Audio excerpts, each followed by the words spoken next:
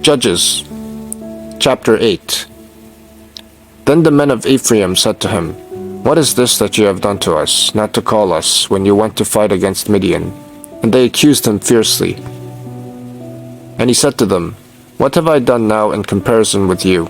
Is not the gleaning of the grapes of Ephraim better than the grape harvest of Abiezer? God has given into your hands the princes of Midian, Oreb and Zeeb. What have I been able to do in comparison with you?" Then their anger against him subsided when he said this. And Gideon came to the Jordan and crossed over, he and the 300 men who were with him, exhausted yet pursuing. So he said to the men of Succoth, "Please give loaves of bread to the people who follow me, for they are exhausted, and I am pursuing after Zebah and Zalmunna, the kings of Midian." And the officials of Succoth said, "Are the hands of Zebah and Zalmunna already in your hand, that we should give bread to your army?" So Gideon said, "Well then, when the Lord has given Zebah and Zalmunna into my hand, I will flail your flesh with the thorns of the wilderness, and with briars." And from there he went up to Penuel, and spoke to them in the same way, and the men of Penuel answered him as the men of Succoth had answered.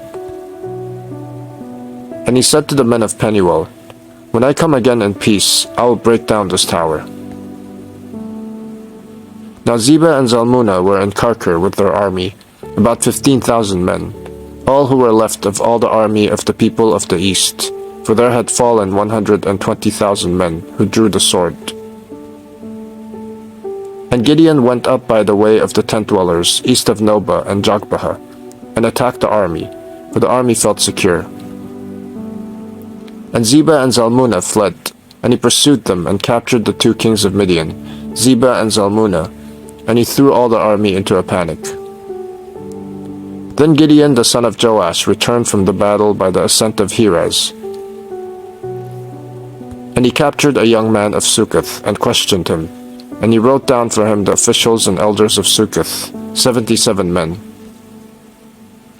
And he came to the men of Succoth and said, "Behold, Zebah and Zalmunna, about whom you taunted me, saying, Are the hands of Zebah and Zalmunna already in your hand, that we should give bread to your men who are exhausted?" And he took the elders of the city, and he took thorns of the wilderness and briars, and with them taught the men of Succoth a lesson. And he broke down the tower of Penuel, and killed the men of the city. Then he said to Zebah and Zalmunna, "Where are the men whom you killed at Tabor?" They answered, "As you are, so were they. Every one of them resembled the son of a king." And he said, "They were my brothers, the sons of my mother. As the Lord lives, if you had saved them alive, I would not kill you." So he said to Jether, his firstborn, "Rise and kill them." But the young man did not draw his sword, for he was afraid, because he was still a young man. Then Zebah and Zalmunna said, "Rise yourself and fall upon us, for as the man is, so is his strength." And Gideon arose and killed Zebah and Zalmunna, and he took the crescent ornaments that were on the necks of their camels.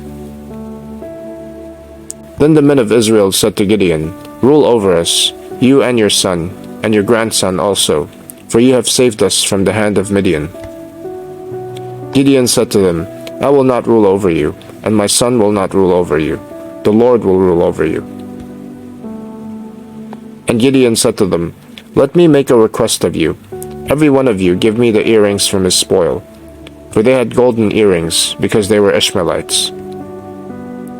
And they answered, "We will willingly give them." And they spread a cloak, and every man threw in it the earrings of his spoil. And the weight of the golden earrings that he requested was 1,700 shekels of gold, besides the crescent ornaments, and the pendants, and the purple garments worn by the kings of Midian, and besides the collars that were around the necks of their camels. And Gideon made an ephod of it, and put it in his city in Ophrah, and all Israel whored after it there, and it became a snare to Gideon and to his family. So Midian was subdued before the people of Israel, and they raised their heads no more, and the land had rest 40 years in the days of Gideon. Jerubbaal, the son of Joash, went and lived in his own house. Now Gideon had 70 sons, his own offspring, for he had many wives. And his concubine, who was in Shechem, also bore him a son, and he called his name Abimelech. And Gideon, the son of Joash, died in a good old age, and was buried in the tomb of Joash his father, at Ophrah of the Abiezrites. As soon as Gideon died, the people of Israel turned again, and whored after the Baals, and made Baal-berith their god. And the people of Israel did not remember the Lord their God, who had delivered them from the hand of all their enemies on every side. And they did not show steadfast love to the family of Jerubbaal, that is Gideon, in return for all the good that he had done to Israel.